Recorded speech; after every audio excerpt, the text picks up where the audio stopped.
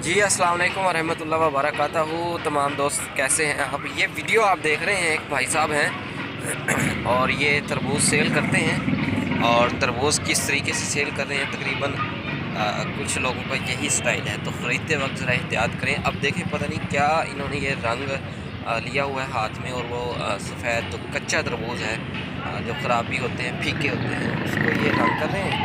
और ये रंग करके उसमें मेरे ख्याल से स्क्रीन भी है, और ये सारे के सारे तरबूज में ना मिक्स हो जाएगा। ऊपर ऊपर ये कर रहे हैं और ये सारे तरबूज में चले जाएगा। तो ऐसे ज़रा एहतियात से लिया करें चीज़ें। बहुत सारी ऐसी चीज़ें जिनको इंजेक्शंस ग्लूकोज के लगा कर आपको दिए जाते हैं। तो ये वीडियो जो है, अगर आपको अच्छी लगी तो इसको शेयर लाजमी करना है, हमारे चैनल को सब्सक्राइब लाजमी कर देना और घंटी के बटन को प्रेस भी साथ कर देना, ताकि आपको ऐसी वीडियोज़ जो हैं रोज़ाना मिलती रहें।